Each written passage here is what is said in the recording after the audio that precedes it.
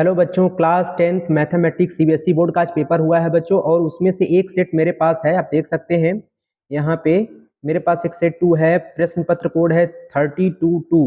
ये सेट है बच्चों। और इस सेट के जितने भी क्वेश्चन का आंसर होगा बच्चों वो हम यहाँ पे आज डिस्कस करेंगे। सारे क्वेश्चन का आंसर एक एक करके बताएंगे बच्चों, आप कहीं पे भी मत जाइएगा, हर एक क्वेश्चन का आंसर आपको देखने को मिलेगा फटाफट फटाफट, ठीक है ना। चलिए पहले क्वेश्चन पे आते हैं बच्चों।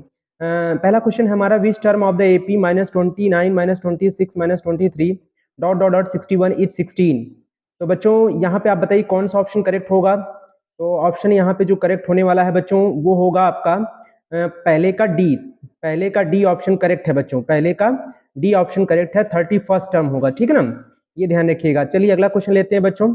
Next question, in the given figure PT is tangent to a circle with center O chord PQ, subtend an angle 65 degree at the center, the measure of QPT angle क्या होगा बच्चों। QPT एंगल हमको चाहिए बच्चों, तो QPT angle के लिए बताइए कौन सा ऑप्शन करेक्ट होगा। आपने कौन सा ऑप्शन करेक्ट किया है बच्चों? दूसरे का डी। यस बच्चों, वेरी गुड, बहुत अच्छे, दूसरे का डी ऑप्शन करेक्ट है, दूसरे का डी ऑप्शन करेक्ट है बच्चों। अगला क्वेश्चन लेते हैं। अगला क्वेश्चन है, इन the given figure tangents PA and PB to the circle centered at the O from point P are perpendicular to each other, then PA is 5 centimetre, the length of AB is equal to। आपको बताना है कि length of AB क्या होगा बच्चों। कोई दिक्कत नहीं है, इसमें पाइथागोरस थ्योरम लगा दीजिए, और PA और PB तो आर्क है बच्चों, तो इक्वल हो जाएंगे, कोई दिक्कत नहीं है। AP और PB आपस में इक्वल होंगे बच्चों, ठीक है। तो ये भी 5 ये भी 5 हो जाएगा, ये दोनों लेंथ हमारी कितनी कितनी हो जाएगी बच्चों, ये भी 5 हो जाएगी और ये भी 5 हो जाएगी। तो यहाँ पे पाइथागोरस थ्योरम आप लगा दीजिए, तो आपको मिलेगा कौन सा ऑप्शन होगा। यस बच्चों, वी ऑप्शन करेक्ट है, वी ऑप्शन 5√2, क्योंकि 5 5 जा 25, 2 जा 50, √50 आता है बच्चों, वो तो 5 बाहर आ जाएगा, ठीक है ना। अब नेक्स्ट क्वेश्चन लेते हैं, थर्ड के बाद फोर्थ। आपका आंसर अगर करेक्ट हो रहा है तो बच्चों आप जरूर कमेंट करिएगा, ठीक है। अगर कोई आंसर में त्रुटि है तो आप कमेंट करिएगा, हम वहां पे आपको बता देंगे, ठीक है। A B and C D are two chords of a circle intersecting at P, choose the correct statement from the following. आपको बताना है बच्चों कि ए बी और सी डी यहाँ पे तो दो कॉर्ड्स दिए गए हैं और इंटरसेक्ट कर रहा है पी पर, तो आपका कौन सा स्टेटमेंट करेक्ट होगा। आपके लिए सिमिलरिटीज बताना है बच्चों, तो इसमें सिमिलरिटीज के लिए कौन सा ऑप्शन करेक्ट होगा।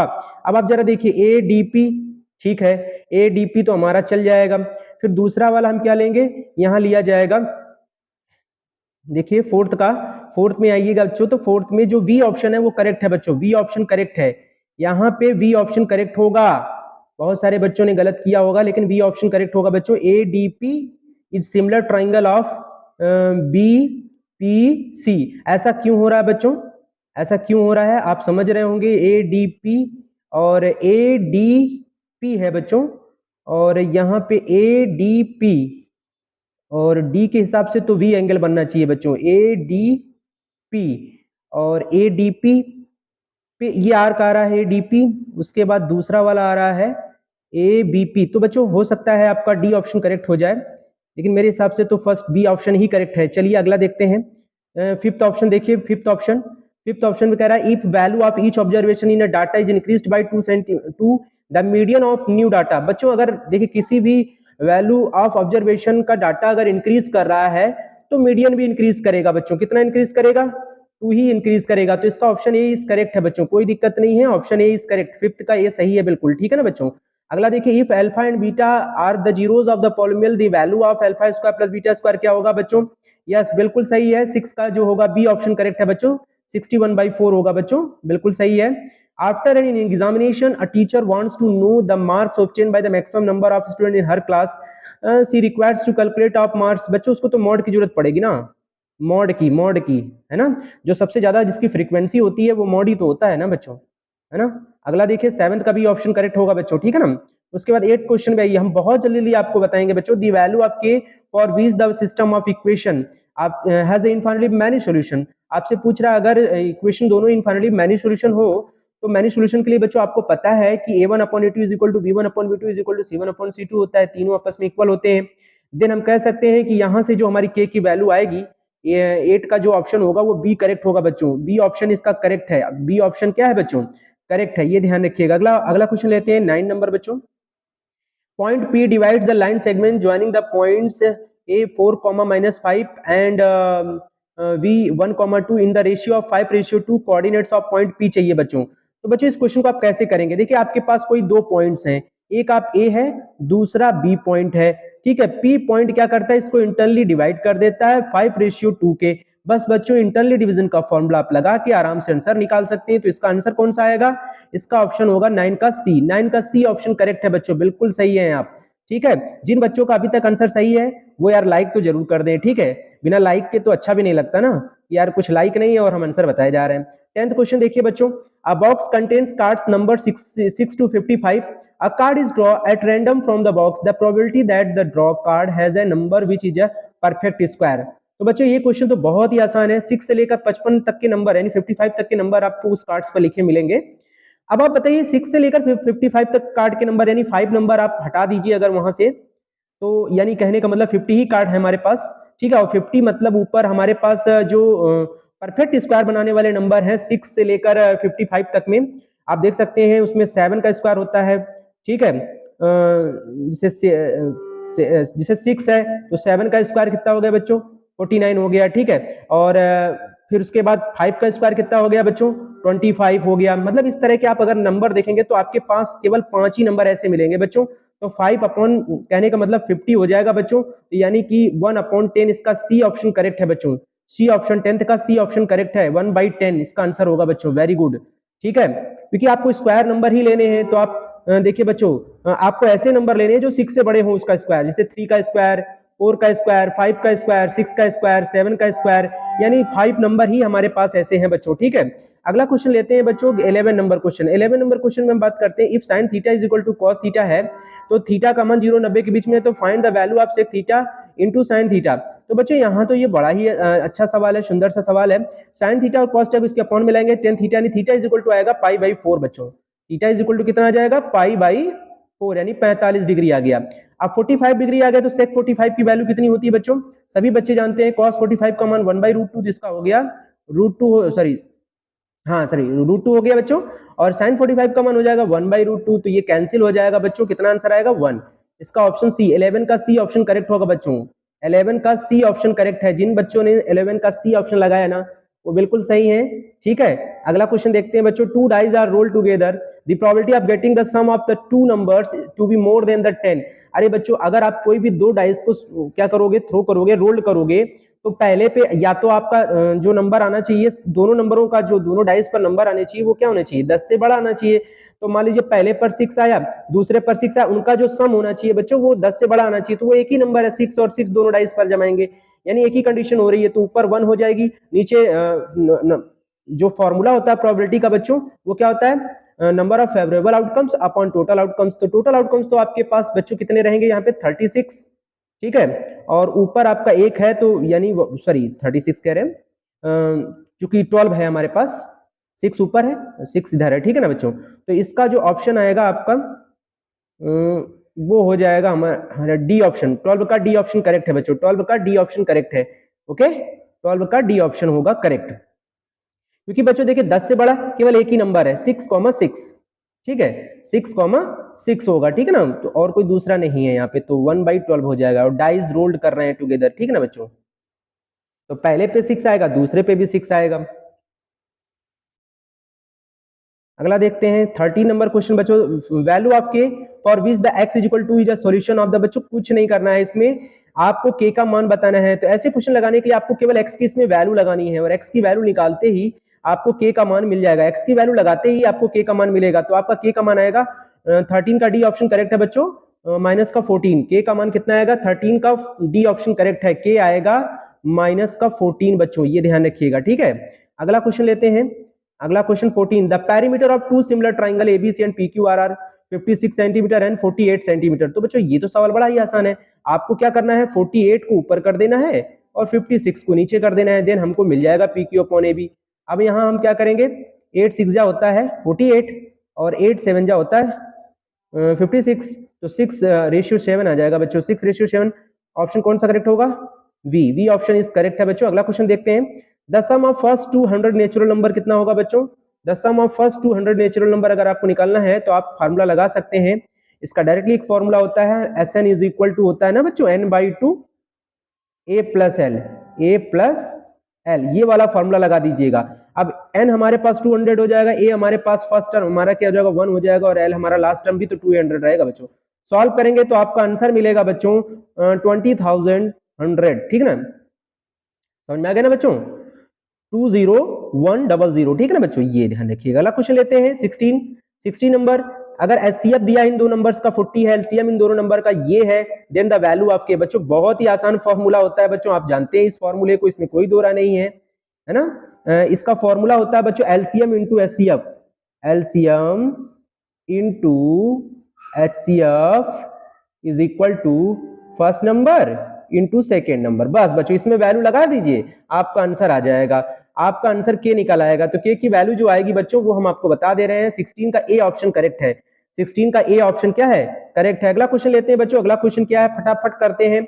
इन the given figure ABC in the so D parallel to BC है बच्चों। डी अगर पैरेलल बीसी के है, एडी 5 है, डीबी 2.5 है, बीसी 12 सेंटीमीटर है बच्चों, डी किसके इक्वल होगा? तो डी हमसे पूछा गया, तो बच्चों यहाँ थेल्स थ्योरम लगा दीजिए, एडी अपॉन एबी करके और डी अपॉन बीसी, बस आ गया आंसर। तो आपका आंसर आएगा बच्चों 8 सेंटीमीटर। कितना आएगा? 8 सेंटीमीटर इसका आंसर होगा। 17 का सी 8 सेंटीमीटर आंसर होगा बच्चों। कितना होगा आप चेक कर लीजिएगा। 2.5 में देखिए 5 ऊपर हो जाएगा, नीचे हो जाएगा, 2.5 में 5 ऐड करेंगे तो कितना आएगा? 3 हो जाएगा बच्चों, है ना। इक्वल लगा दीजिए। अब हमें डी तो चाहिए, तो डी ऊपर रहने दीजिए और यहाँ पे 12 कर दीजिए, तो ये हो जाएगा 12 पंचे 60, 60 इधर आ जाएगा बच्चों। सॉरी 2.5 है, रुक जाइए आप फिर से देख लीजिए। आपको पहले क्या लिखना है?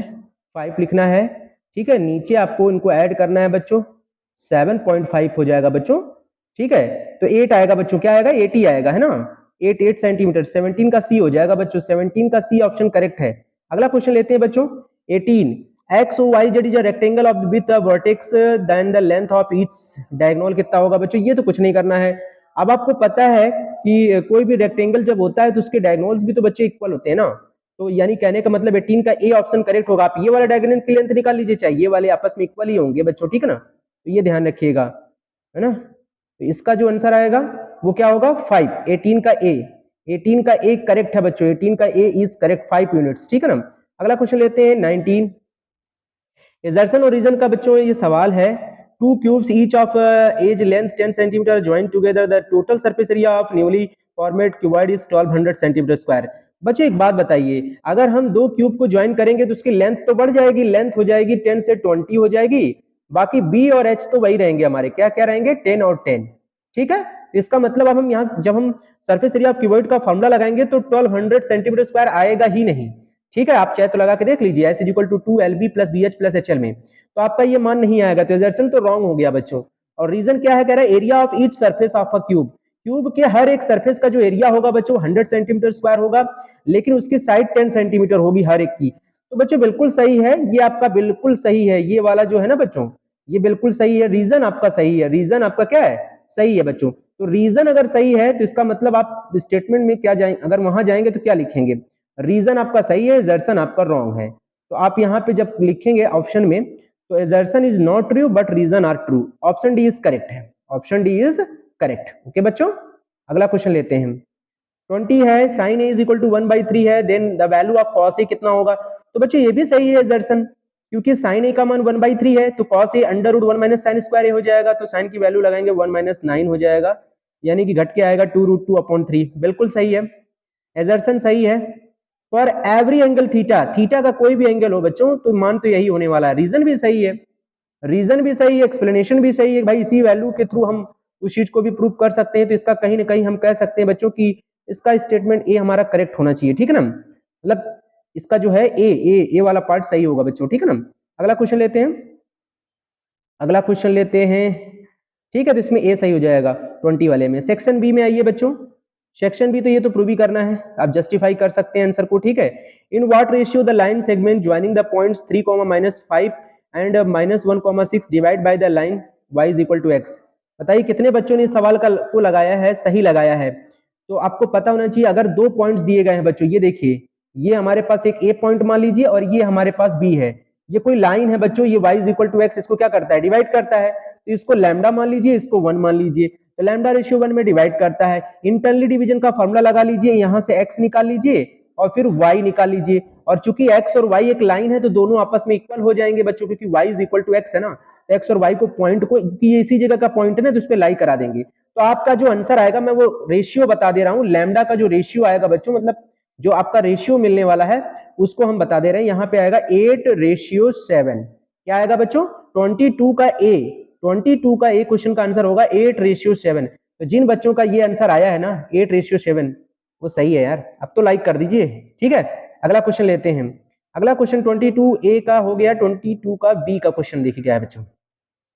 ए वर्टेक्स दिया है, बी दिया है, सी दिया है। Are vertex of a triangle ABC, find the length of its median B. ये तो बहुत सरल सवाल है बच्चों। आप एक ट्राइंगल बना लीजिए, ठीक है। यहाँ पे 3,0 दिया है, यहाँ पे 6,4 दिया है, यहाँ पे -1,3 दिया है। इससे इस पे क्या डालना है? मीडियन डालना है। तो इसका मिड पॉइंट निकाल लीजिए बच्चों। मिड पॉइंट निकाल के इसके लिए डिस्टेंस फॉर्मूला लगा दीजिए, आ जाएगा आंसर। अब आप कहेंगे वो डिस्टेंस फॉर्मूला बता दीजिए, क्या आंसर आया था आपका? तो मैं वो भी बता देता हूं बच्चों। आंसर आया है 5√5/2 यूनिट्स, ठीक है ना बच्चों। ये ध्यान रखिए, 5√5/2 यूनिट्स। ओके बच्चों, इसका आंसर है। अगला क्वेश्चन देखते हैं 23 में बोला गया है कि आप एक्सप्लेन करके बताइए कि ये कंपोजिट नंबर्स हैं। तो बच्चों कंपोजिट नंबर कहते किसको हैं? जिसको 2 से ज्यादा जिसके फैक्टर्स होते हैं बच्चों, वो है कंपोजिट नंबर। 2 से ज्यादा, मोर देन 2 फैक्टर्स, ठीक है ना।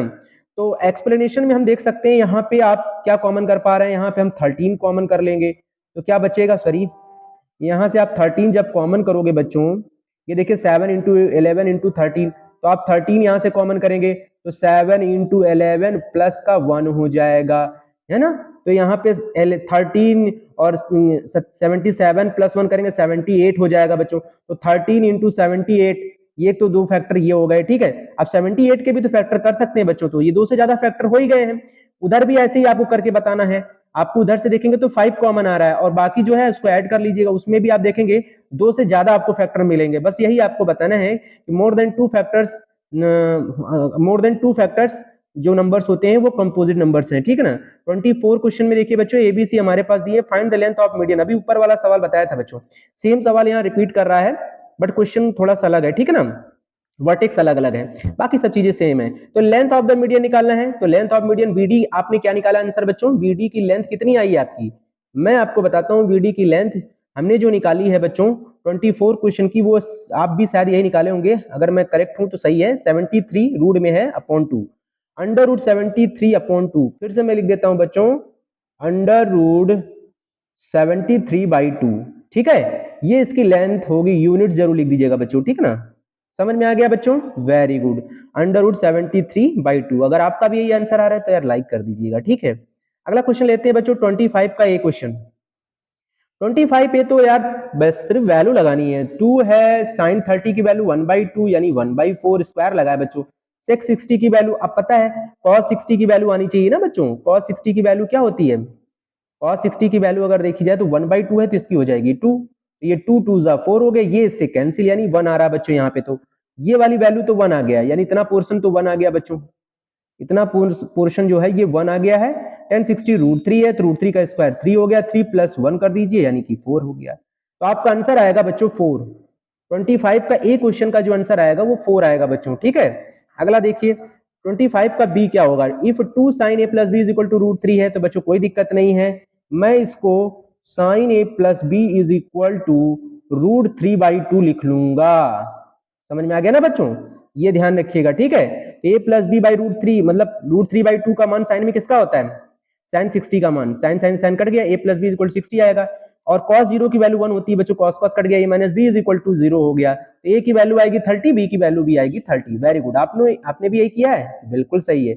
a की वैल्यू आएगी 30 डिग्री और v की वैल्यू भी आएगी 30 डिग्री। ओके, ध्यान रखिएगा। अगला क्वेश्चन देखते हैं, क्वेश्चन नंबर सेक्शन सी का। तो बच्चों आपको प्रूव भी करना है, ठीक है। आप करिएगा, उसको कर भी लिया होगा। बड़े ही आसान प्रूविंग है बच्चों, कोई कठिन नहीं है, आसानी से आप प्रूविंग कर सकते हैं। ये तो आप देख ही सकते हैं, है ना। सर्किल का सवाल है बच्चों। और यहाँ पे देखिए 27 क्वेश्चन का आंसर आपने क्या निकाला बच्चों? 27 क्वेश्चन का आंसर क्या निकाला है? Find the mean marks of the students. Find the mean marks of the students. तो बच्चों मैं इसका आंसर बताता हूँ, आप बताइएगा क्या आपका आंसर यही आया था? 27 क्वेश्चन, 27 क्वेश्चन का आंसर आ रहा है बच्चों 24। जिसका ये आंसर आ रहा है ना बच्चों, सही है। समझ में आ गया बच्चों? मीन मार्क्स निकालना था तो आसानी से आप निकाल सकते हैं। 3 नंबर का क्वेश्चन है, कुछ करना ही नहीं है। बस आपको यहाँ से मिड पॉइंट एक्स निकाल लेना है और सिग्मा एफ एक्स करके एफ और एक्स का इंटू कर लेना है। Then sigma F x upon sigma F कर दीजिए आपका 2400 अपॉन 100 शायद आता है बच्चों, ठीक है ना, कट जाता है। आगे देखिए 28 वाला क्वेश्चन का आंसर कितने कितने लोगों ने किया है। 3 consecutive integers are such that the sum of square of second and product of the other two is 160। देखिए बच्चों 3 कंसेक्यूटिव नंबर इंटीजर्स नंबर लेने, जैसे एक x हो गया, दूसरा x प्लस 1 हो गया, तीसरा x प्लस 2 हो गया, ठीक है। इस तरह के आपको 3 नंबर्स लेने थे।